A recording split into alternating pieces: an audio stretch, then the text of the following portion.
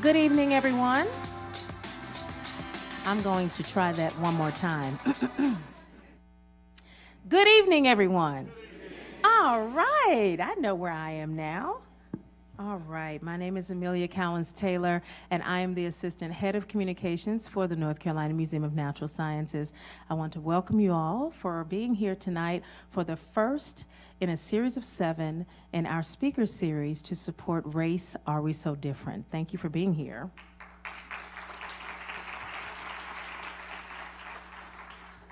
So how many of y'all have seen the exhibit? Awesome, awesome. Okay, so that means that the rest of you all have got to come back, and those of you all who have seen it can come back again and again too, because it's free. And that's because we've had some generous support from many sponsors who you'll hear about in just a few moments, who have allowed this wonderful opportunity for the people of North Carolina to be barrier-free, so that everyone can come and experience this opportunity to learn how to increase their dialogue and get some tools in their toolkit on how to keep that conversation going about race, to learn about race through the lens of science, history, and lived experience, and just really learn how to talk about it without being afraid. Because that's what's important. That's the thing that helps us to be able to discuss this very important topic that affects everyone, no matter who you are, what complexion you are, what race you are. So thanks to our sponsors, it is free. So I encourage you, if you've not seen the exhibit, to come back. And if you have seen it, come back again and tell others. I am very pleased to announce that even though we just opened April the 22nd, our early evaluations have shown that 55% of the people that have seen the exhibit heard about it through word of mouth, which is amazing. And 72% of the people that have seen the exhibit came to the museum to see the exhibit. And many of those people are people who would not have ordinarily come into the door of this museum. So we're very pleased that this exhibit is accomplishing one of the many goals that it was set forth to do, and that is to attract people that wouldn't ordinarily walk through the door to come and experience Race, Are We So Different? So many of y'all may have received one of these when you came in. It is a programming menu about all of the programming that will support this exhibit, and this is a rack card that gives all of the vital information about this exhibit. I encourage you all, take as many of these as you want.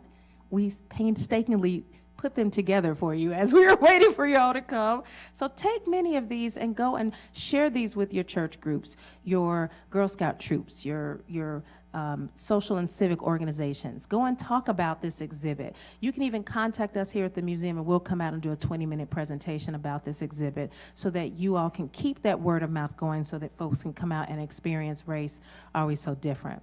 So tonight, we are here for Closing the Race Gap, a discussion on health, wealth, education, and media. And we're going to talk about disparities tonight. But before we do that, I'd like to introduce our director of the museum, Dr. Emlyn Coster. Thank you.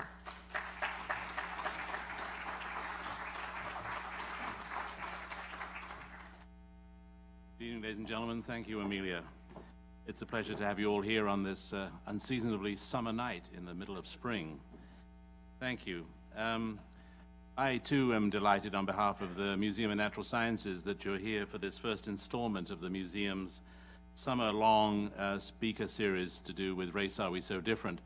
You know, the museum's mission here is to illuminate the interdependence of nature and humanity through asking the questions, what do we know, how do we know what's happening now, and how can the public participate? This is sort of in a direct alignment with that mission and those propelling strategies, because Race, Are We So Different, as I think you probably all know, otherwise your curiosity wouldn't have brought you here tonight. It's an account. It's not just an exhibit in the traditional sense. This is a learning and meeting experience. By being a free museum, you can come once, you can come many times. You can come on your own, you can come back with family, you can come back with colleagues from the workplace, neighbors. It's here until October 22nd, so please take advantage of this experience, and in it, meet others who are drawn to share in this. We're grateful in particular to the Borough's Welcome Fund and its representative this evening, Alfred Mays, who's in the front row, who has enabled a speaker series to complement the exhibition. So Ladies and gentlemen, please thank Alfred Mays.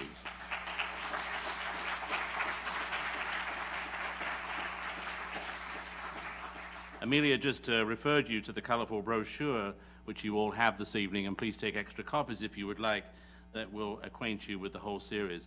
I'd also next like to give special thanks to Dr. Irma McLaurin and Yemi Adui for their assistance in planning these events.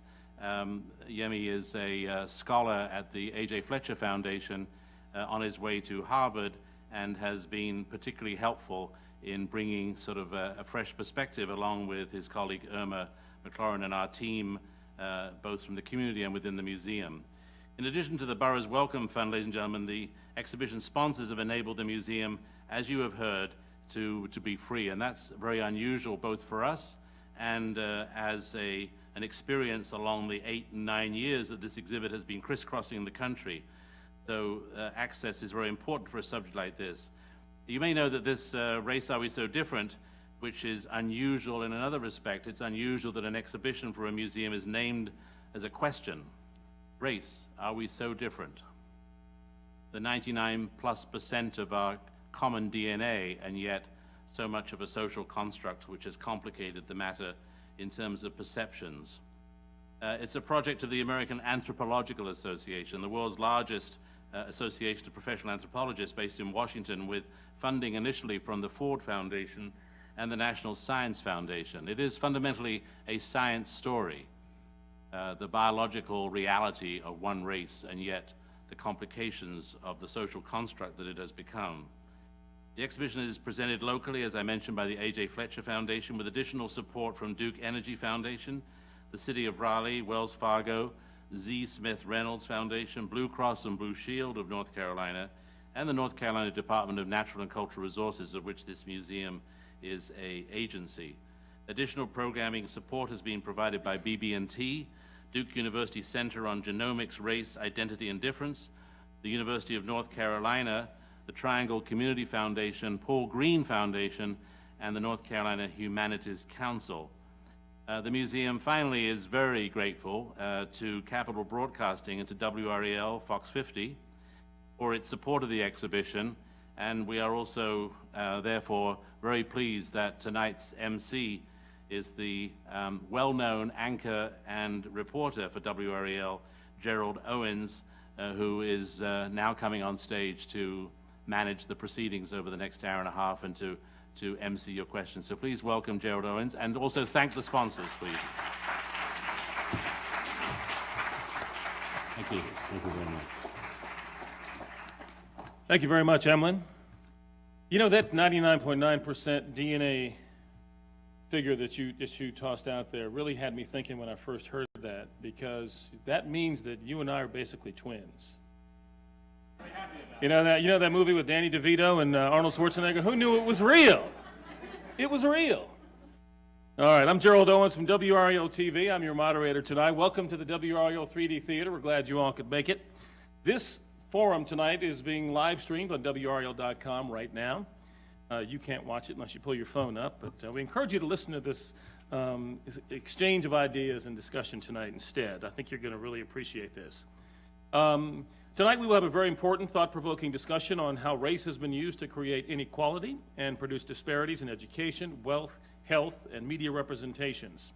Our speakers tonight will offer analysis and possible solutions that may help close the gaps that exist in society today. Let's meet our panelists. Dr. Alan Goodman is a longstanding professor of biological anthropology at Hampshire College in Amherst, Massachusetts, and has served the institution in numerous administrative roles. He teaches and writes on the health and nutritional consequences of political economic processes, including poverty, inequality, and racism. Dr. Goodman is a past president of the American Anthropological Association and is the co-director of the Association of American Anthropologists public education project that we call Race, Are We So Different? Dr. Goodman?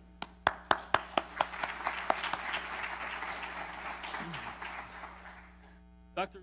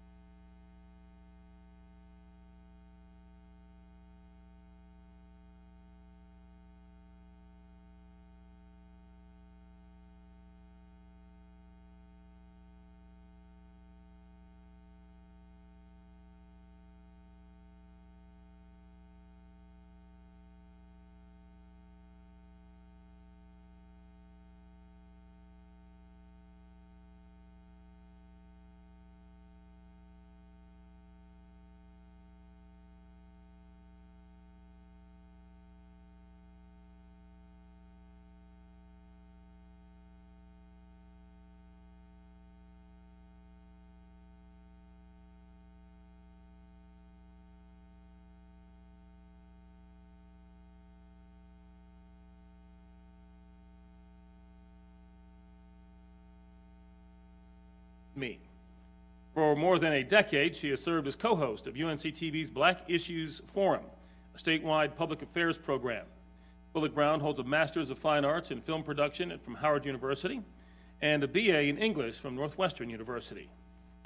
Bullock Brown.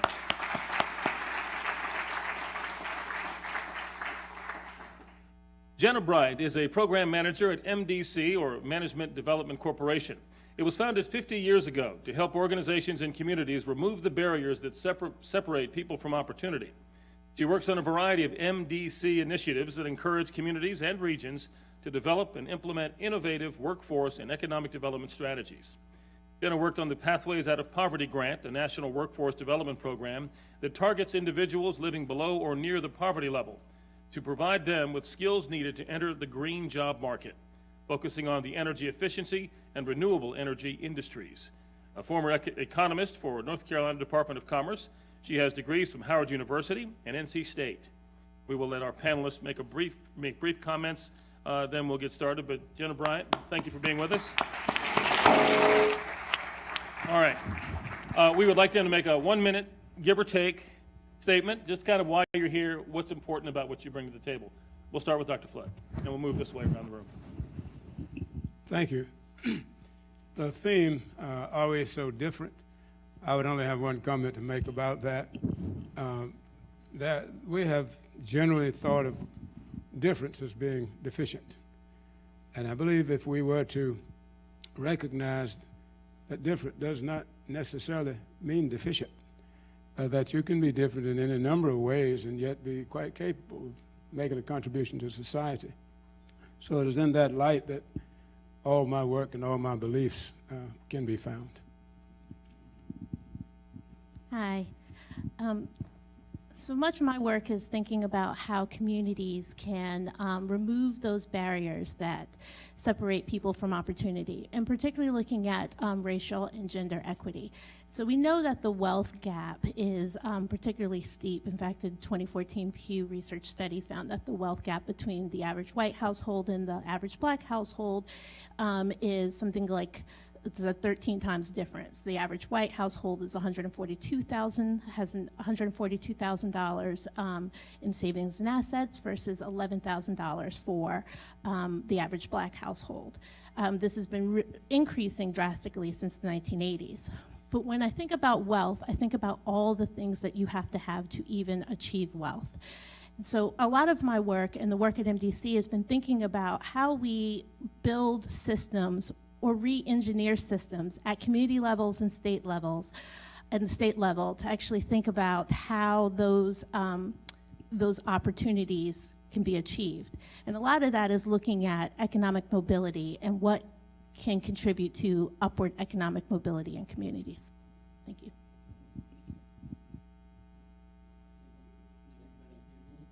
Yes.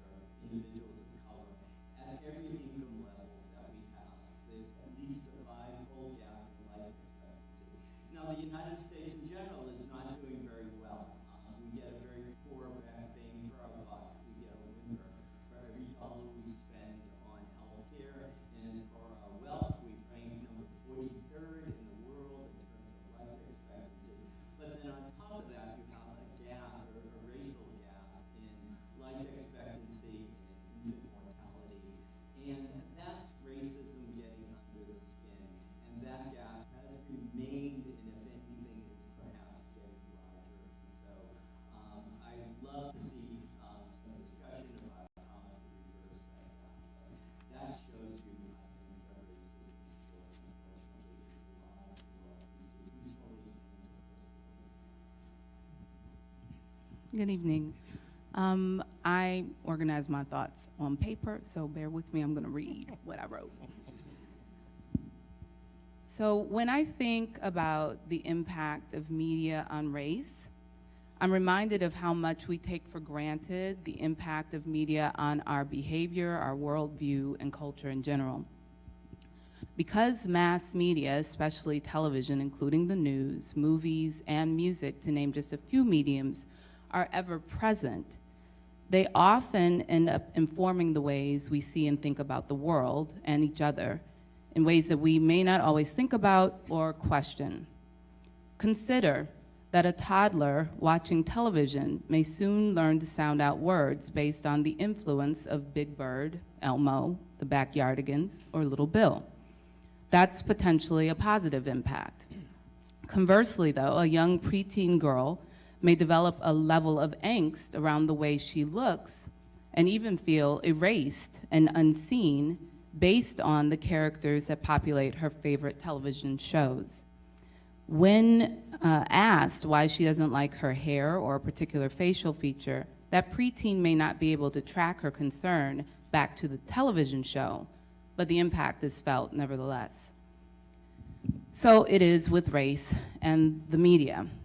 Unfortunately, what we see or don't see on television and in the movies often informs what we believe about the world. The documentary 13th so devastatingly demonstrates this fact in regards to the criminalization of Black men, for example. Clearly, there was a problem with how Black people in general were regarded prior to the war on drugs of the 1980s and early 1990s.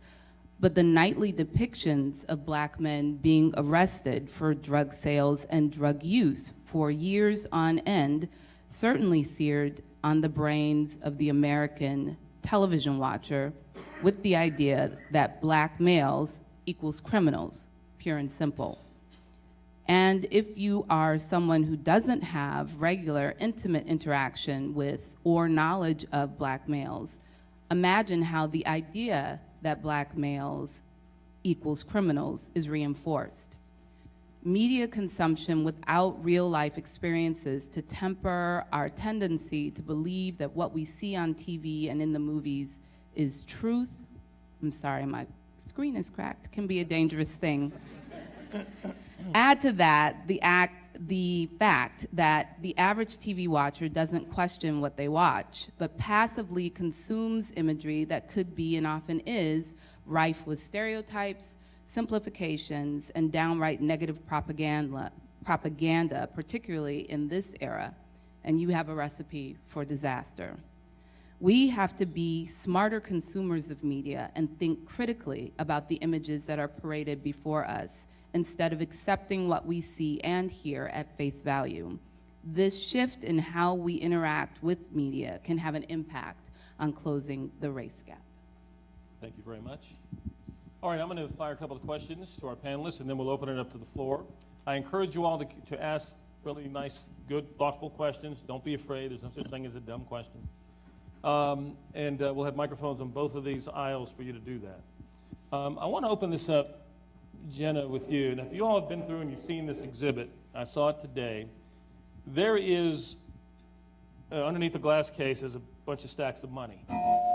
And it represents the average net worth of families in different races.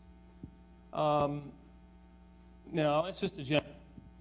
In terms of practices and policies, what is the biggest reason that those stacks of money are so different, especially for African American families, Latino families?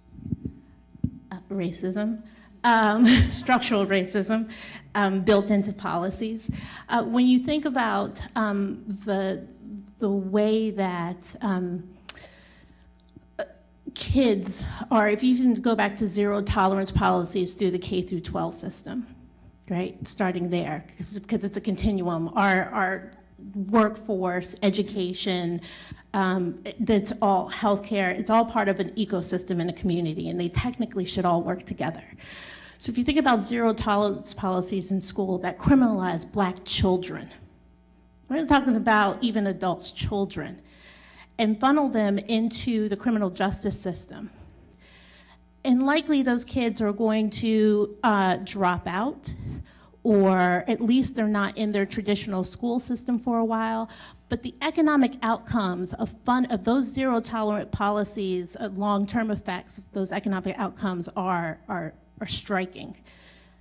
That alone sets a child up for either having trouble getting that first job or having to take a job that is lower in pay. Some of the other reasons are, again, about how we isolate communities. If you think about the spatial barriers to employment and you think about the way transportation systems are set up, they are often set up where it is hard for people who live in neighborhoods of poverty that are often people of color to get to living wage jobs. The jobs that they can access in the communities that are easy to get to are often lower wage.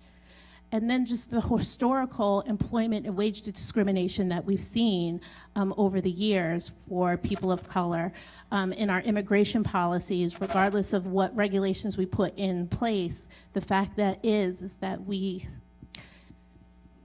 create these artificial barriers that make it hard for people to move into quality jobs. We create these artificial barriers that make it hard for people to get that first job that often sets you on the trajectory for what wage you'll get. So that's one of the reasons for those wage disparities. I mean, there's a host of other reasons, but that's definitely in thinking about the employment side. And Dr. Flood, doesn't this begin with education and the inequalities in education? The fact that, you know, some students work harder than others, some have to work harder than others. Talk about that and talk about how the system has kind of labeled these children. Thank you. Even beyond the labeling factor, the funding factor, look first at that. In North Carolina in 1902, the funding formula for funding schools was that for $5.20 per white pupil, that was the allocation, $2.10 per colored, that was the term used, including American Indians and black. This was promulgated by our General Assembly, led by a person who was running for governor in the state.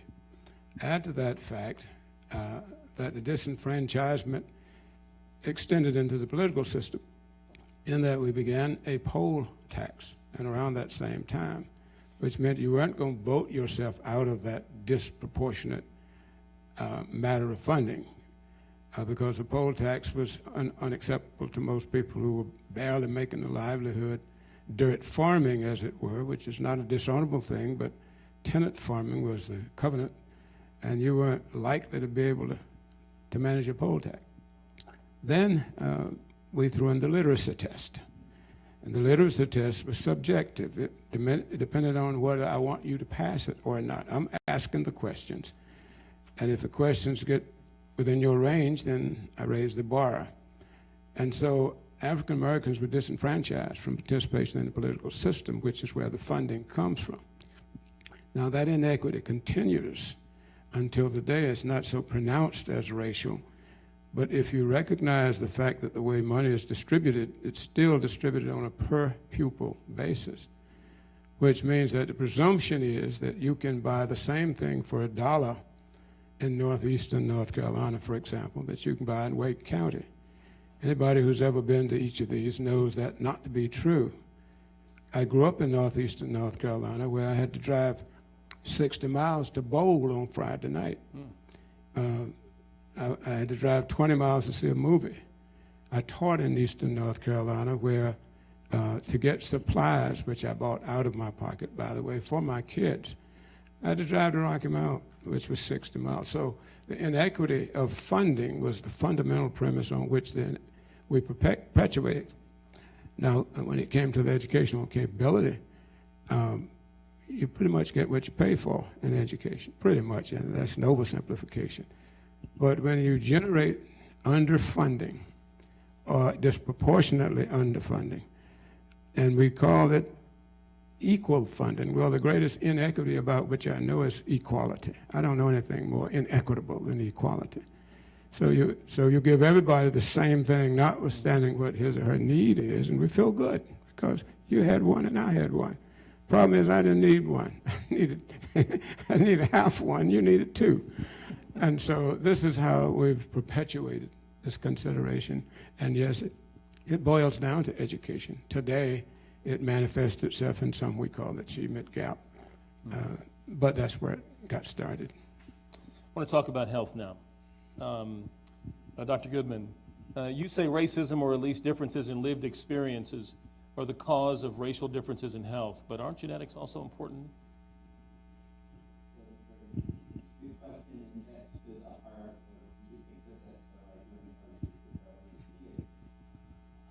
For years, we thought that racial differences were due to genetics, and really there are two others that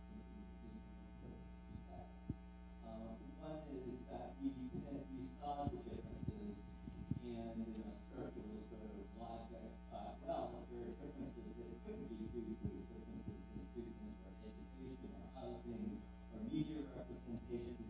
It has to be genetic because it's a race genetic. And both of those things are wrong. That race is not genetic, and so that's and that genetics does not explain. So genetics, it tends to be our go-to explanation for looking at differences. But racial differences are not genetic differences. As we said, we're 99% similar. The genetic differences between me and you are probably less than between the two of you, because there's so much genetic difference within Africa, and the overall genetic difference is really low. There haven't been any genes that have been discovered for, say, racial differences in coronary heart disease or infant mortality, or things that we think about.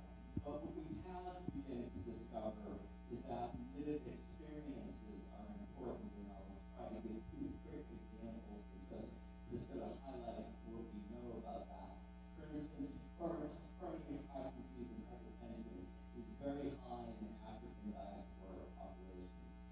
But if you go to Africa, hypertension is virtually non-existent. But the sheer genetics, they don't share the same lived experience. You look at low birth weight, we for years thought that the low birth weight gap between white and black infants is so obvious, occurred everywhere, it must be genetic. That was the argument. And finally, individuals began to look at, and this is a little bit confusing, babies born to women who were born in the South and grew up in Africa, and found out that if you grow up in Africa, your baby has a birth weight that's much more like a white baby's average birth weight than the birth weight of a baby born to an African American woman. Again, what was shared there in the similar birth weights, but what was not shared between the babies born to African women in the United States and babies born to African American women is that lived experiences, one being growing up in Africa, one growing up in the United States. And so they share genetics, but genetics does not explain it. Sorry if that's No, thank you very much. Okay, I want to talk to another component of tonight's discussion, media. And I know when as a member of the media, I'm going to ask this question to you, and I know that your response has nothing to do with me personally. In terms of race, put it this way, in terms of race, is the media fair to people of color?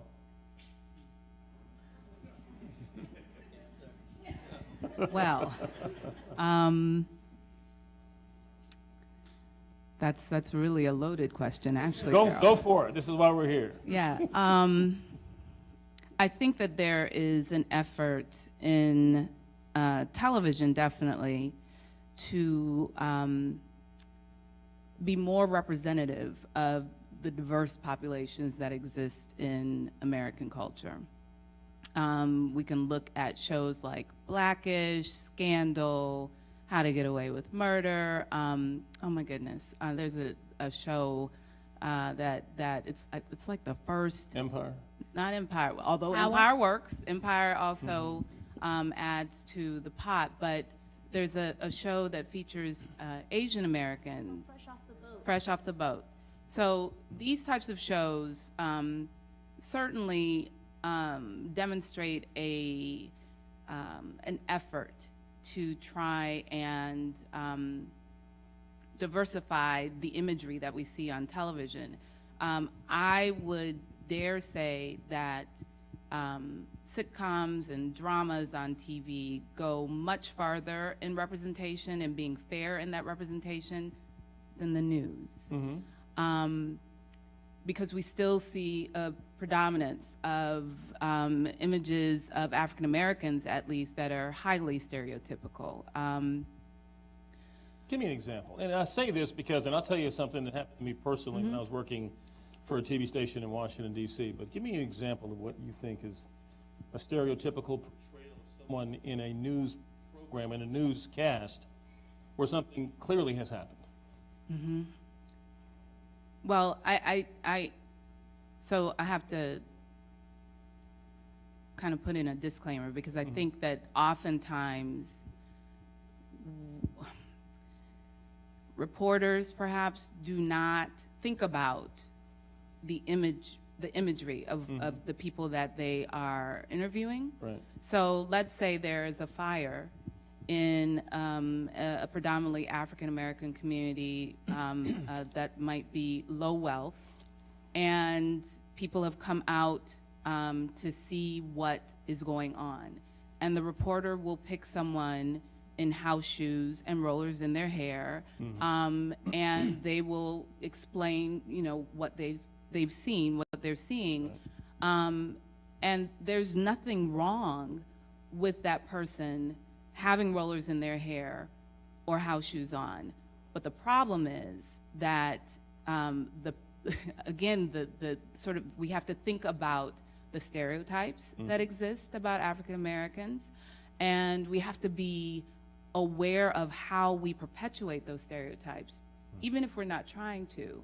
And so I think there's a tone deafness that exists within news media, unfortunately, more so than in, as I said, dramas and sitcoms and other forms of television entertainment, that has to be addressed. But in general, I think we're moving towards, I think there's an effort, I'll put it like that. I think there's an effort to be more inclusive in representing a variety of experiences, not just white, not just black, but a variety.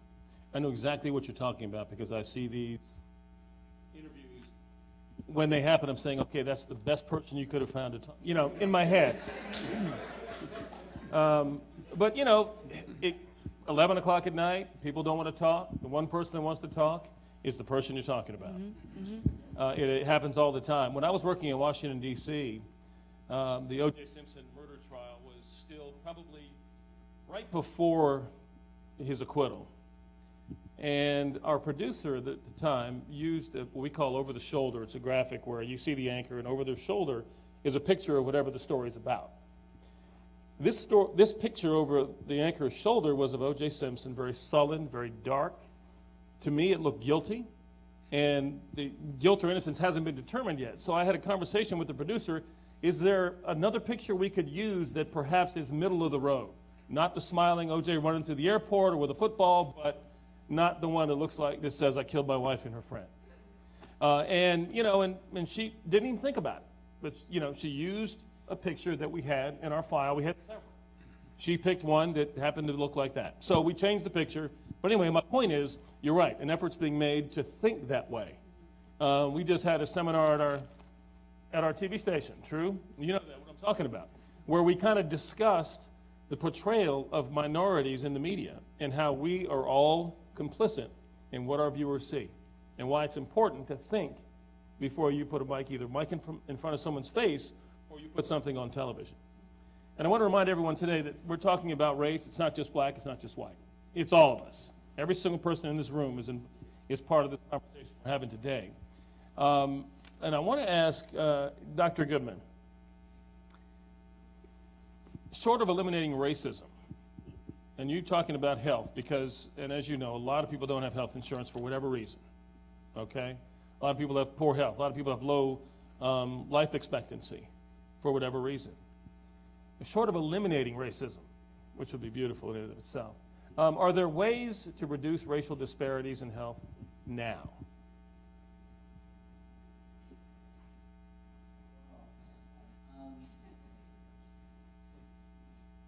Well, there are immediate things that we know are linked to people's health inequalities. Poor nutrition, poor housing, incarceration is mentioned, the wealth disparity, the implicit biases, the stress of living as a person of color, and so one of the things is, can we eliminate those things? Can we somehow put it along there? And what I come to in thinking about that is all of those things we claim are individuals, that educated is better, even better, and that's claiming the different. And we have to look institutionally about how we do it. And what I'm thinking as I sit here is how everything is so linked together, that health is important and it is not, as I said, is my way of thinking about eliminating racism, but it's back to education, it's certainly about wealth, it's about media representation, there could be somebody here talking about incarceration, other aspects of life, and they all tie together, and so I know that's a really, for me, a very unsatisfying answer, but I think it's all that will come together, and maybe have to start with education as well, in terms of that, so and then we'll be getting to see a decrease in the health disparity. Educational disparities. Dr. Flood, in your opinion, we'll use Wake County because we're in Wake County right now. Do minority children, whether it be whatever minority, have the same opportunities as non-minority children to learn in Wake County? They don't have that opportunity anywhere. And I've been all over the United States of America and several foreign countries. I haven't been anywhere where that was the case, and let me embellish that. I don't know that there's a conspiracy against that happening, but there's an unawareness of what is needed to make that happen, either an unawareness or an unwillingness, and most often it's the latter, to cause that to happen. We already know more than we need to know to educate any child whose education is of interest to us. Until we shall have determined that we haven't done so, we're not likely to change that. Now, we know that when we disaggregate data, we see the results of who is left behind in this process. But we continue to teach from a model that was based on Western European learning style. We continue to teach from that model long after we know that's not applicable, not just for African American students, but for a great number of students. Let me be personal. I'm hyperkinetic. I've sat longer than I normally can. There's a penalty in school for being hyperkinetic. I paid that penalty. Sit down, boy. Well, you know. And I did so because I was socialized to know that there's a penalty in doing so. But we have a good number of young African American males who are hyperkinetic, and I don't know what the correlation is genetically. I do know socially it is that we tend to be a kinetic bunch, and we move about. And, you know, we had devices when I came. I could go to the pencil sharpener. We don't have pencil sharpeners anymore, so you just got to sit there. Any model that requires you to focus for 48 minutes without moving your body is deleterious to an ADHD human being, as am I. So there are subtle ways. Now, add to that fact that some of the practices that are peculiar to the African American community, and I'm sure to other social environments, are not necessarily rewarded in school. And the greatest reward in school is to sit on the front row, pay attention. When I advise students who are failing, I say, let me let you move up 10 points this week, move to the front row. You will be rewarded 10 points. Now that's subtle, but I guarantee you, if anybody has a child sitting on the back row, you're losing ground. You're not going to be an A student for very long sitting on the back row. Present yourself, and the ploy that worked really well for me is every class I ever went to, I would take my books under my arm and I'd approach my professor and I'd say, sir, what is it you expect from us, your better students? What? Oh, I'd like to know what you are. I'm among them, and I want you, the expectation factor. When you have a child to come into your classroom and you've already decided this child is a disaster, it becomes a self-fulfilling prophecy. So the one epistle, I'm absolutely sure of, children are not what you think they are. They're not what they think they are, but they tend to become what they think you think they are. So, and that's universal, has nothing to do with race per se, except that when you have a denigrating concept about any demographic, you live up to or down to that concept. If I've decided that little Jimmy is a waste of my time and little Alfred is good, I teach that way. Jimmy, what's 3 times 3? Tell him, Alfred. Jimmy, what's 4 times 4? Help him, Alfred. But when I come to little Alfred, give me the square of 16. Wait a minute, not so fast. Put your thinking cap on. See, Jimmy don't have a thinking cap. I've already decided that when he walked into my room. Back to the difference thing. If I've decided that because you are not just like me, there's something wrong with you, that's such an inculcated factor in the fabric of our society that if you're not just like me, I'm the model, there's something wrong with you. A fair amount of that is subliminal, a fair amount of that is inadvertent, but a good amount of that is inculcated through the fabric of society. Thank you, Dr. Flood. And if you feel like standing up, if you're so inclined, by all means, no I've learned points to off for that. I've learned to Stand up. compensate. Anytime you want. Janet, talk about leadership and how leadership in our communities can affect the standing of families, of minority families, in terms of them reaching a standard that is more in line with the rest of the community. And what sorts of things are you all doing over at MDC? Leadership, as we think about leadership at MDC, we're thinking about those leaders that impact those systems, those educational systems, the health systems, cultural and media representation, housing. We're thinking about those leaders that can actually make a difference. So one of the things that I think is important for leaders to know, and something that MDC is doing, is trying to get them out of their silos, realizing that education is not just to get the degree, it needs to be able to get people good jobs. And that there need to be support systems to keep families economically secure as they get education and get those jobs. And so part of what we're trying to do is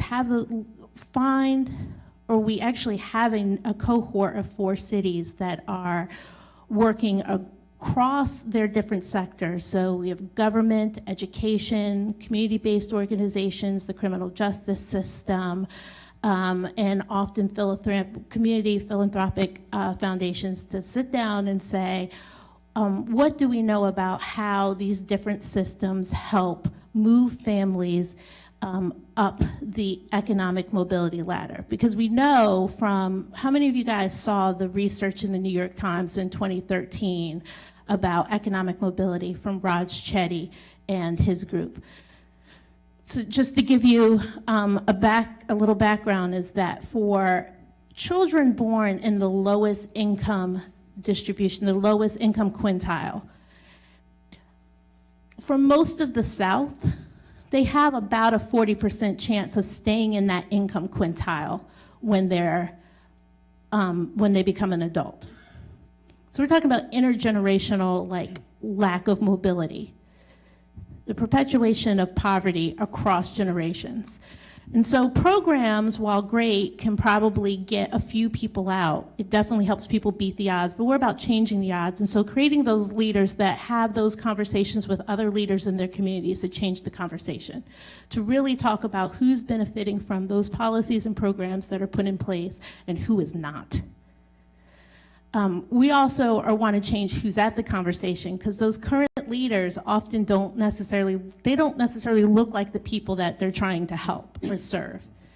So inviting other people into the conversation, creating a pipeline of new leaders, a diverse group of leaders, engaging youth differently, because we're often focused on young adults, youth and young adults, and helping them get through the education to employment, looking at that continuum.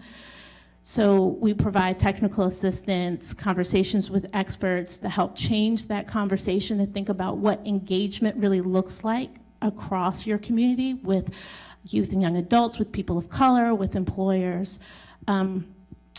And we're also getting them to think outside, like I said, in the beginning, outside of their silos, like looking beyond education. So in one community I work in, they're thinking about how they can redesign their transportation system so that people in poverty can kind of get to jobs, or people who are in those neighborhoods, those impoverished neighborhoods, they're kind of on the outskirts, kind of isolated, how they can better get to jobs and education. Because for a while, it was a little pricey, and those students who lived in one end of the community couldn't necessarily get to the technical community college where they could get a credential. And we know that education, while not alone won't help you be upwardly mobile, that it is a start, that you can't go anywhere without an education. So. I have a general question. Yeah. And I'll preface this by, I'll give you a little analogy of my own, okay? It's kind of quirky, but I'm gonna try. I have 4 horses and I have too many donkeys, miniature donkeys, okay? I have 3 black horses, 1 white horse, and the 2 miniature donkeys are white with brown spots. Recently, I've noticed the black horses will graze together, and the white horse will go over and graze with the miniature donkeys. And this bugged me, and I thought about it, and I said, well, maybe it's a predator dominant, white horse being kind of a target for a predator. We don't want to be near her. But it probably just happens that way. But I've noticed this quite a bit. And I guess my point is, you walk into a public school here in Wake County, and you'll see black kids over here, you'll see white kids over here, Latino kids over here. I mean, do races trust each other?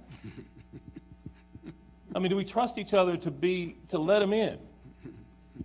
And take it if you want, but I mean, because I think in terms of defeating the inequities of anything, we've got to open up and accept, correct? I think that's a great question. I've never really thought about it in terms of trust, but I would say the answer is no. And I think that a part of the reason, if we go back to your analogy, that we see students or people congregating around other people that look like them is because there's at least the feeling of safety, the feeling of commonality, the feeling of familiarity. And there, if we think about all the things that we have been discussing and how they have an impact on just our lived experience, I think it makes sense.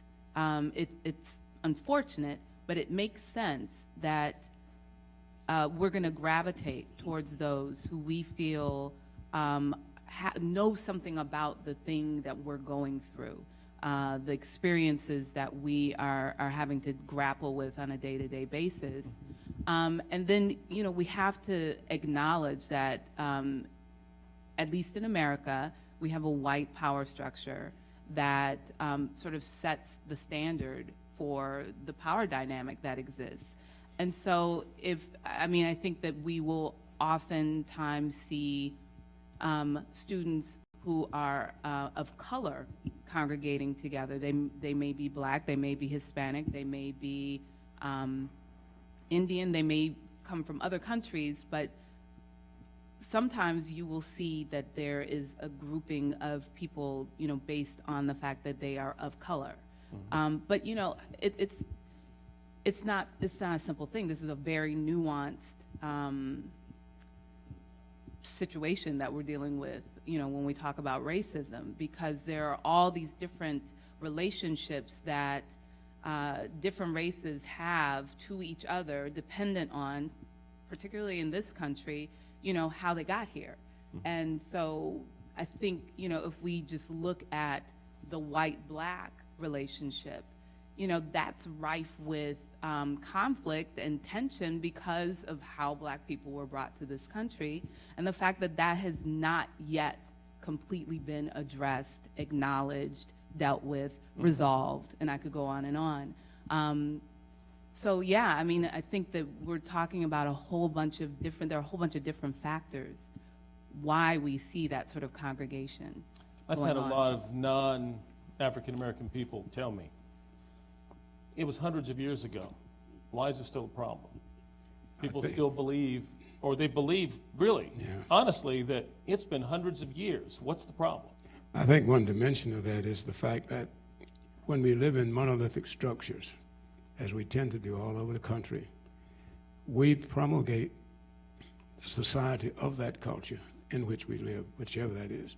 Some of it deliberate, some of it inadvertent, but we promulgate that. And we inculcate that. Now, a child goes to school having never heard a redeeming feature about any human being who was different than himself. So how on earth am I going to gravitate towards you when all I've heard about you is derogatory?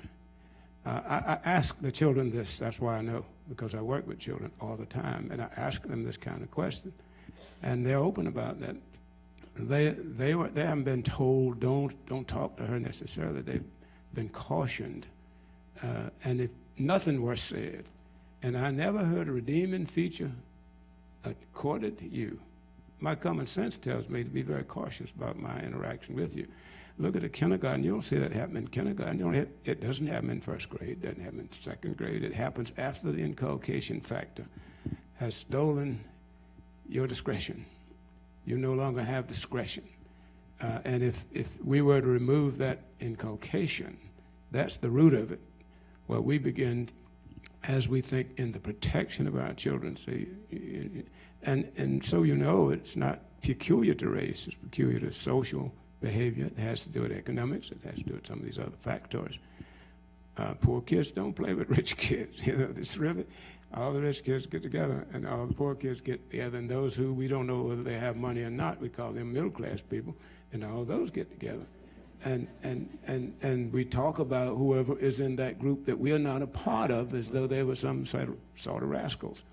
And so the promulgation of that kind of stereotyping, which you mentioned before, about people you know absolutely nothing about, brings itself to school, and I see it there every single day. You talk to them one-on-one, no problem. You get a mass, you get groupthink, then you acquiesce to what you believe is expected of you as a part of this group. Dr. Goodman, aren't we doomed to repeat our ignorance of each other as long as we refuse to accept each other?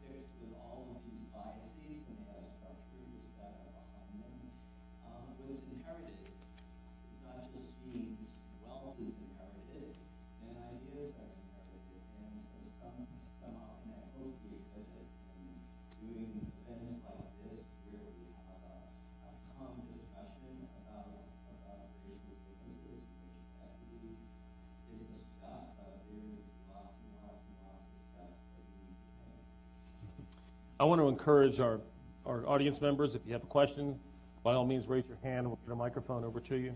Are we ready for that? Okay. There's a hand in the back. Raise it up nice and high. Okay. And speak good and loud. And you can address the question to any of us or all of us. Hi. So first of all, I want to say thank you all so much for being here and doing this. I don't know if people actually appreciate what a big deal that is. I hope that people do. but I was excited when I saw it. I guess my question is kind of it's kind of broad and general. It's probably pretty loaded. You know, we all probably have 50 million questions we'd love to ask, but in my particular instance, so I'm mixed. And my father's from the Dominican Republic. If he were to walk in right now, you'd think he was just another, 6'5" black man. So even in his own community, he didn't necessarily perpetuate the stereotypical what a person from the Dominican Republic would look like, I suppose.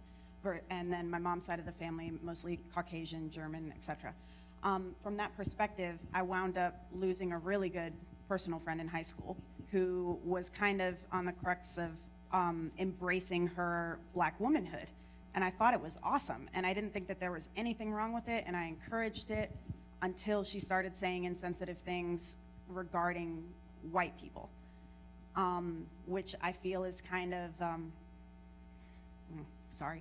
it was a little difficult to talk about just because somebody that is white is so often portrayed as a villain in this context. And I'm not saying that that's not warranted, but when I heard my friends say certain things that I considered to be insensitive in front of my family, and I wanted to address her about it, it wound up tearing our friendship apart and we don't speak. So I guess from that perspective, as somebody that is multiracial, multicultural, how can we better kind of bridge the gap? I mean, for me, it's not necessarily as easy as someone else when something happens on the news and everybody's taking sides. It's not necessarily that easy for me. I have both sides in my family.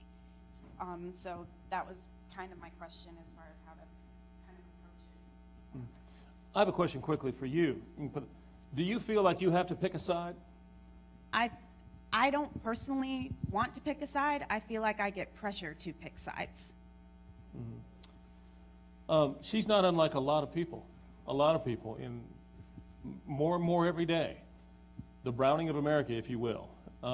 That may make some people uncomfortable, but technically that's kind of what's going on as our nation continues to accept more people from different nations.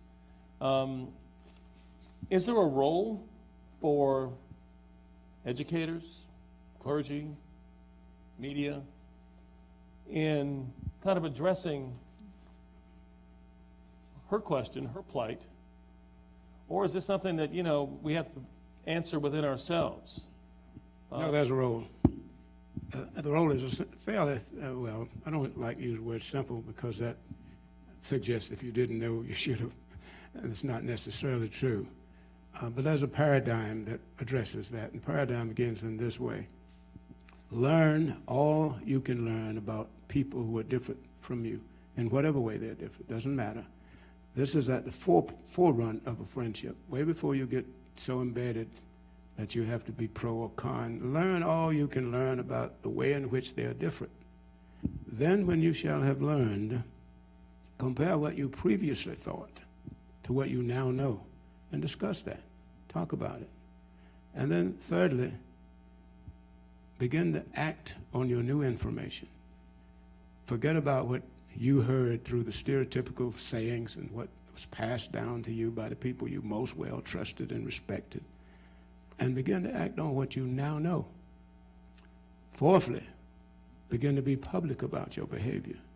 If you're going to act in a clandestine way, I'm slip off and be your friend, but when I'm in public or when I'm around the people who I think differently than that, I'm going to ignore you. You're no different than the person you're ignoring. You're no different than they. So if you're really going to make that kind of change, you have to take those 4 steps. And then the 5th step is begin to innovate ways. There's no prescribed way that works with every human being. Each of us is different, and each of us has different, quote, buttons that can be pushed and all the rest. And until you reach that pure state, few of us have reached, where you just can't bug me any way you try. You're not going to get there at your age. You get my age, you can't get my goat. You don't even know where I keep my goat. But until you get to that stage, you have to learn to expect there to be a differential between you and anybody. It doesn't matter who. People who are married to each other for years still have to understand that you're not joined at the hip like you've heard. You still have to talk through your differences all the time. Not fuss through them, not blame through them, not point fingers through them, but talk through your differences. And you're going to find that whatever that friend is, if it were a true friend, they're waiting for you to do that. They're sitting right now, when will she come back and let us understand what drove us apart in the first place? And if there weren't that, maybe you might have picked the wrong friend. Dr. Flood, that is a beautiful answer. Thank you. And I wish that everyone, yeah. But there are a lot of people who would say, I don't want to learn anything about people that aren't like me. How do you get them through that? And I'll open it up to all of you all. I just wanted to address, I mean, I'm answering your question in part, but I wanted to address what the young woman said. And one of the things that has helped me, I mean, this is not an easy conversation to have. Like, race is just, it's not easy. But I have become clearer in my understanding of my position. If I'm gonna pick a side, I want it to be informed. And so part of what I have had to do, and this has helped, is just inform myself. I have read more. I have I try and read a variety of things, and I try and do that on a regular basis. And I've found that the more that I feed myself with information that I can then, you know, think about and chew on critically, the more clear I've become about what I actually think about race, and as I said, what my position, you know, if we're going to use that word, is. So I encourage you to do that for yourself. It sounds like you have a lot of interesting, you know, background, ethnic background that could really be excavated. And you never know. It might bring you back to your friend, it might not, but it's definitely going to move you forward.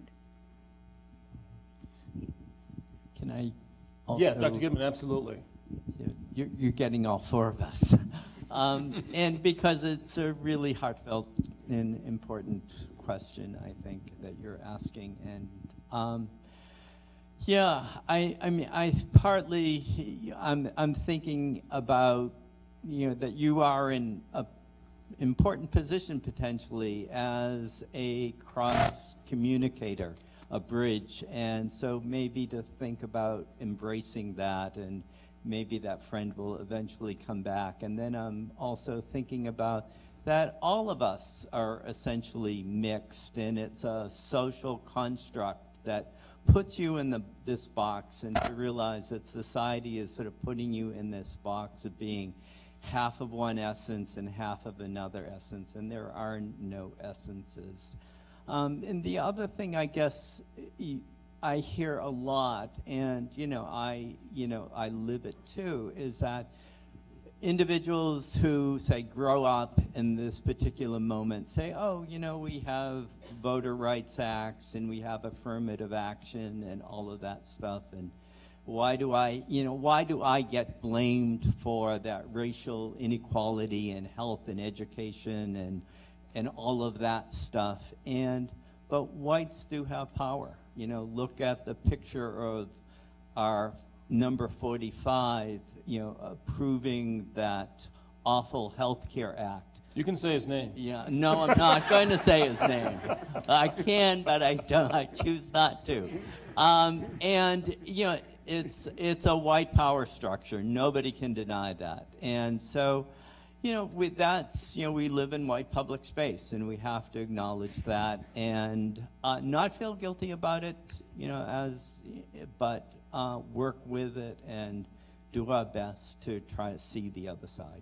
Say a white, I'm sorry, real quick. You say a white power structure, but we just had a black president.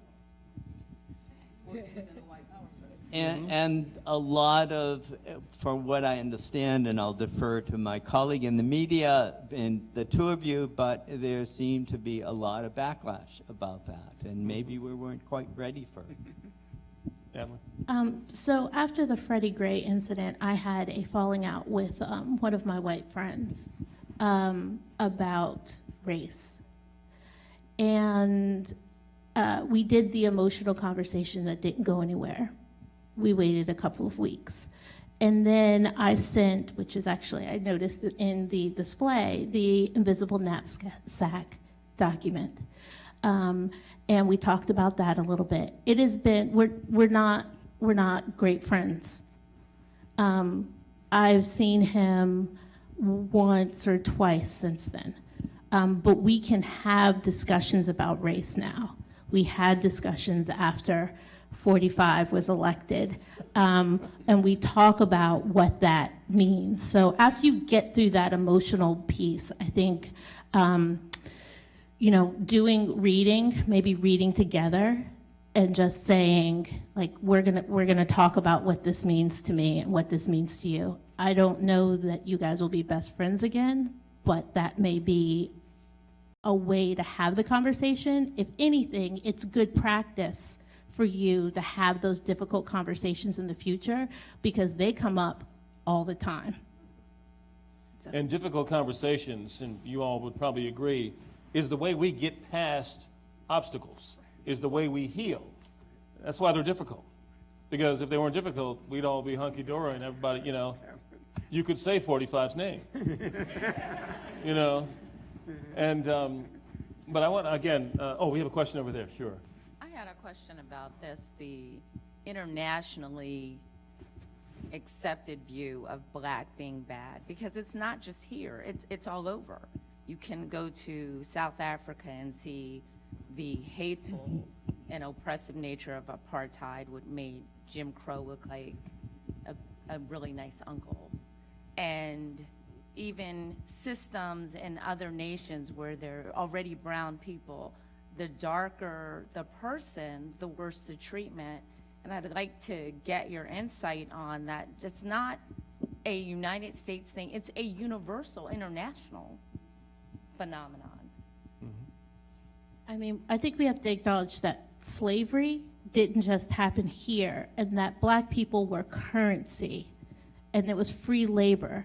And the way that black people were viewed in many countries was really about free property, free labor and property. And that gets passed down through generation. So black is been, the bookend had been bad for in many countries because of the way that blacks were brought into those countries as slaves, as currency, as property, as something that can be used, abused, and killed. And I just want to acknowledge, you're absolutely right.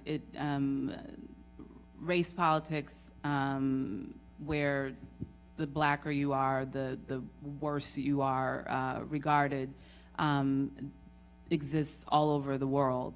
And I think that there is a lot that, I think what Jenna is saying is absolutely correct. And then, depending on where you go, there's a different way that racial politics operate. And so, I mean, I think that a part of what, we have to address is the role of slavery, is the role of white supremacy, because that's really where this idea that darkness and blackness is bad comes from. And that's what I'm... Let me add that one of my white heroes is a man named Chris Christopherson. And Chris wrote a song that said, everybody's got to have somebody to look down on. Now, I want you to understand something. Ain't nothing new about that. Through the history of human existence, people have wanted somebody to look down on. Now, it turns out that the most identifiable trait we have is our color. But if all of us became the same color right now, we'd find somebody to denigrate. We'd find somebody. Now, the inculcation factor that you mentioned, obviously, We pass that down through the generations because in this country, but way before there was this country, there's nobody in this room who doesn't know about the bondage of the Hebrew people. Nobody in this room who doesn't know about that. None of them were black. I'm not justifying black people being the victim. I'm telling you that it goes deeper than that. It goes into that trait that we seem to be finding incurable, that we just got to feel better than somebody. We just got to do it, and we do it on a city basis. I didn't grow up in Raleigh. Do you know that one of the first things that I was made to know was that, yeah, but you're not from Raleigh. Now I've been living in Raleigh 47 years. I've been paying taxes in Raleigh 47 years, but I still hear, if I would run for the city council this day, somebody would tell me, you're not from Raleigh. You've got to have somebody to look down on. So I think Chris voiced my opinion. If you can't find nobody else, just help yourself to me. Couldn't you argue the fact that economic advantages or disparities are just as strong as ethnic disparities? Because I've had white people tell me, you know what, people discriminate against me because I'm poor, or I don't have this, or I don't have that. There are a lot of white people and other people in this country who aren't black, who aren't Latino, who struggle based on their economic situation. But my answer to them is there's no legal prohibition for you to have that problem. You were never disenfranchised by the law of this country. I was disenfranchised by the law. I was not allowed to vote until recently. I was not allowed to do a lot of the things that you. Now that doesn't mean that I'm glad you're poor. I'm sorry you're poor. I mean, if you're thumbing, I'll pick you up. But it ain't the same thing, because back in my mind, I'm saying, you've been free longer than me, you ought to have a car. You know.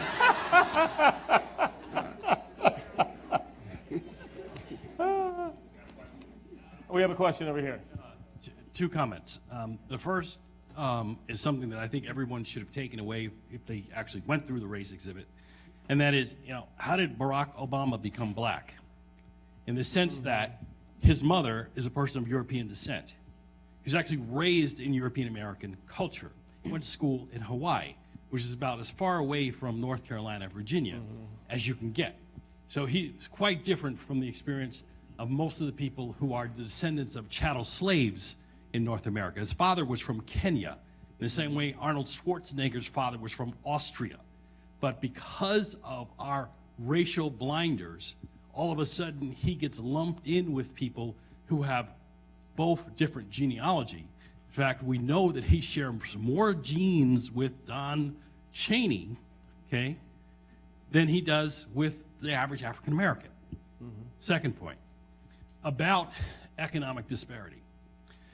It is a real mistake to simply try to understand this from the point of view of racial disparity, because economic disparity and racial disparity have always worked hand in hand in the history of this country. The whole reason for having laws which defined race were to define people as property who could be bought and sold, and also to allow other people to play roles in that plantation economy. And those were people of European descent who were poor. And so throughout the history of the United States, this race and class dynamic has been played by the ruling class, most of those people of European descent, to pit different ethnics against each other in different historical periods. And this has been going on consistently. Donald Trump won the White House, and I actually predicted he would win using that strategy. So until we are willing to really have an honest conversation about whether this socioeconomic system can be reformed and made non-racist, which I have said in numerous venues, that can never happen. That's like asking gravity to suddenly cease.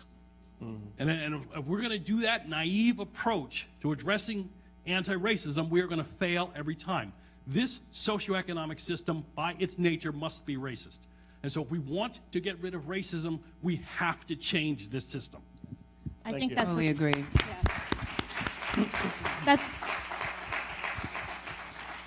That's a really good point, and we need to just acknowledge that this country and that our economy is based on the exploitation of poor people. And to make some people poorer than others, we have reduced the access to economic opportunities, to education. And so what we do in this country, regardless of where you look, is to exploit people, poor people, and put them into low-wage jobs, reduce their ability to get skills to get out of those low-wage jobs. Our economy is based on exploitation, and a lot of that has to do with race, and also we can't even decouple gender. We have a question? Good evening. My name is Gail Jennings. And I want to talk a little bit about the aspect of this evening in terms of the media. I'm from Los Angeles, California. I worked in Hollywood, actually for ABC TV for a number of years. And there are a couple of coincidences I want to talk about, and also how, if you hold that for me, thank you. What I, as an individual, felt my responsibility was and how I tried to make a difference. I was not in the generation like Dr. Flood, who, beat against those doors until they could get them open. But I was the one who was able to walk in because of his sacrifice and what he did. And so I took that, very seriously, and I enjoyed a nearly 20-year career working in television. I was at that time also part of the Black Journalists Association of Southern California, who in fact gave me a scholarship. Well, I won a scholarship, which enabled me to move forward and to stay the course, so to speak, finish college, get to work in the media.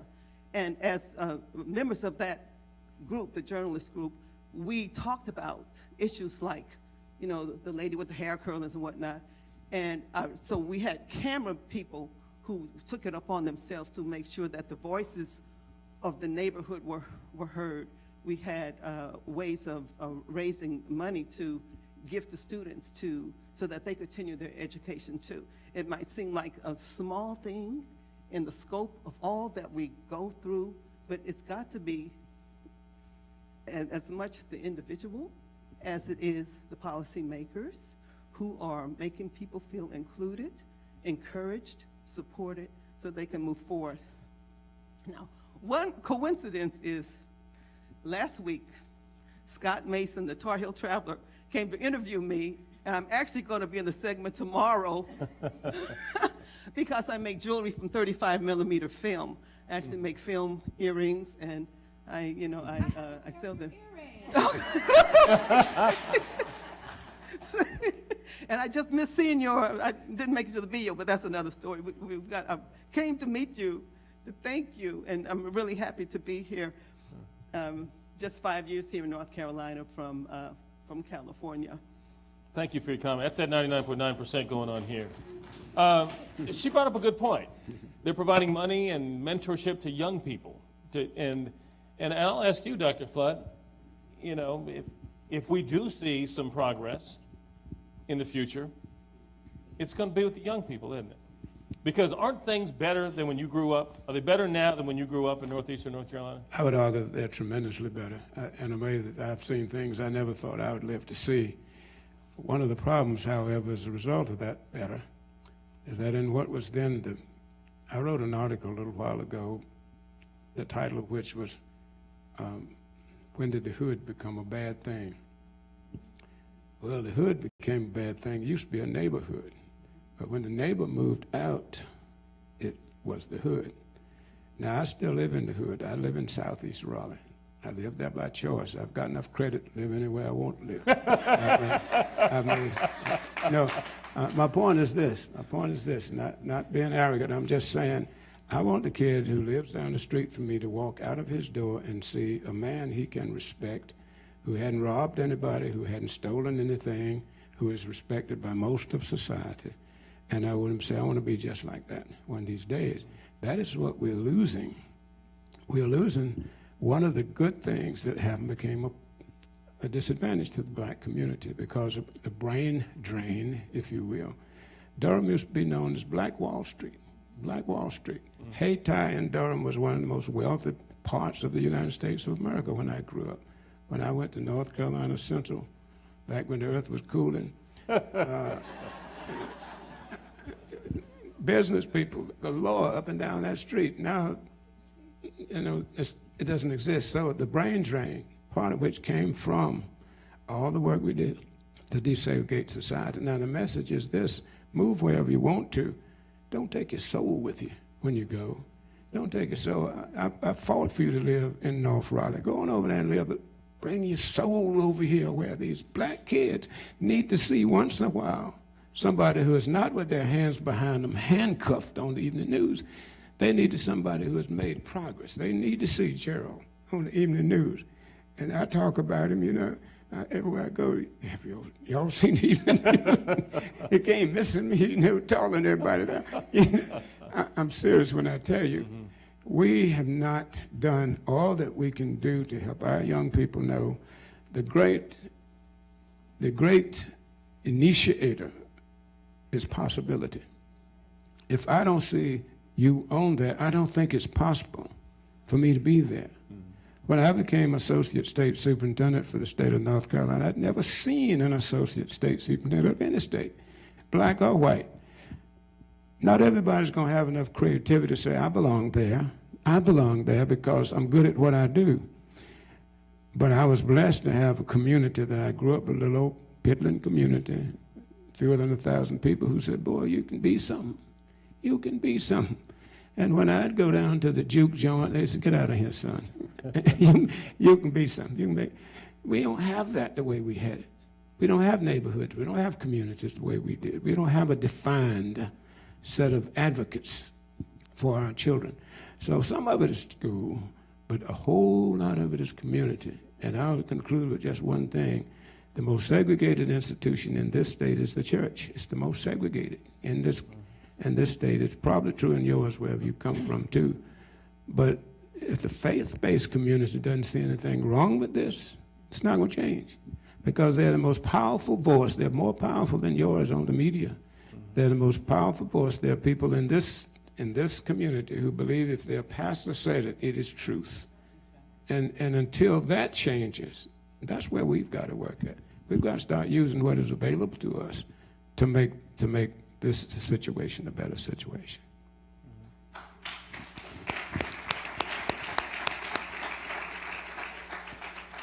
While we take another question, and then we'll have some closing statements from our panelists. We wish we could answer these questions all night, but I've got to work through the 10 o'clock news tonight. So people can see me on We need to see you. I want to go where Dr. Flood just was, because he mentioned church. And my question is, when we deal with race and we talk about difference, there is the notion of culture. And being a professor of black popular culture, just like my cohort, Natalie, the value of culture as a distinguishing factor between us in so many ways is the elephant in the room. There was just the comment about Barack, but hey, he was a black man. He's singing Al Green, among other things. He has Michelle as a wife. So his choices, and this is where the question is, around identity, cultural identity, is where we truly are when we start to move beyond this whole notion of the physical distinctions. There are these other gradations within regards to identity and culture that I think we also need to bring into the discussion. I'm looking forward next week when I bring my students from NC State, who we start class tomorrow, but we'll be coming here, 25 of us next week, and it's a very diverse class. I'm very interested in seeing what the discourse will be. And that discourse relative to diversity is where we need to be headed. And so I wanted to know if any of the panelists could speak to this notion of cultural difference and identity when we engage trying to address these issues around difference, since that is the question that we have before us in the subtitle. We can go ahead, another question. That was a good quick one. I know I saw these hands up earlier. Come on. Here we go. Yeah, you want that? You raise your hand, man. You got to pull the trigger now. Okay, well, my question is, how do we get these conversations into education? It seems like they only seem to appear once kids have gotten to college or once they've entered into adulthood. But what's even more alarming to me is that the history of this country is not known, and even by people of power who hold power in this country. You know, you go on live TV and you're broadcasting to millions of people that African Americans that were brought here were immigrants. Right? So that's a problem in itself. And even when we speak of history, are we being honest when we're talking about this? Are we being honest about the things that people of power or these institutions have done to people of color in these neighborhoods, such as introduce drugs or, you know, police brutality? How do we bring that into an environment where you have children, but also allow them the chance to not only talk about it, but actually learn and can apply it amongst their friends? Let me give you a quick definition.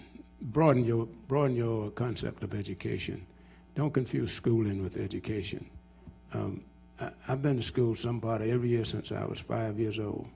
Most of what I use every day, I learned somewhere other than at school. Most of it. That is not to denigrate school. It's to tell you that school can't do this. Education starts when you start breathing. Now, so when we as a community again realize that everything you do is educating the child. What he sees, what he hears, what your conversations are at the dinner table, what you manifest in your behavior, how you treat your neighbor. In my neighborhood, right behind me is a white family. Right across the street from me is an Hispanic family. If I'm sitting at my dinner table denigrating those people, what are my kids going to say and think and feel? They can't disrespect my thoughts. So if I can't help them to understand that these people, we must develop equal status relationships with. Don't have to be like them. I don't need to be just like you. I have no intention. But when I look in the mirror in the morning, I don't see a black man looking at me. I see a consummate educator who has worked all his life to try to make society better. And by the way, I'm black. Difference. By the way, I'm black. Wouldn't matter to me what color I was. You would see the same thing, and everywhere you see me, you're going to see it. First thing going to pop in, that Dudley Flood, he's an educator. That's what we have to do. We have to redefine ourselves along some lines other than race, not excluding the fact that you are what you are. I'm born black, I'm going to die black. But that ain't all that I am. And it's not how I define myself. And if you define me that way, it's your problem. You got a problem. It's not my problem. So you got to get off of this, I'm not this, I'm not that, I'm not the other. And we got to get our kids to start right here saying, my daddy said, you're a flood. And there's certain things floods don't do. And one of them is they don't skip school. My daddy was an alumnus of the 5th grade, but he knew the value of education because he didn't have the chance to get it. And he said, I'm going to my job every day. Your job is to go to school. And if you're able to walk, you're going to school. If we start there with this understanding about humanity, understanding that everybody has value, everybody has worth, that's when we're going to cure it. School is not going to cure it by itself, but that will transfer into school if we start there. That's what. In the interest of time and the fact that I know I saw several hands that did not get questions answered, I'm going to extend an opportunity to each and every one of you all to go to naturalsciences.org and click on our Contact Us. Pose your question. I get them. And I promise you, I will forward them to the appropriate panelist so that you can have your questions answered. Again, our website is naturalsciences.org. Click on Contact Us. It's a form submission. It comes to me. I will forward it to the appropriate panelist, and they will answer your question. I know they have 1 minute each to wrap up, and I want to thank you all again for this. We could have this conversation all night. I got to get Gerald out of here because his news director ain't going to fuss at me. But I want to thank you all for coming because these are some amazing questions, and our panelists are great. I'm going to sit down now, 1 minute each. All right, we'll start here with you, and we'll move that way. Okay, so I'll wrap up by trying to address a little bit of what Daryl asked about identity. And I'm just going to say that I think that what Dr. Flood said about being who we are, we can't help but be who we are. And if we're black, we're black. If we're white, we're white.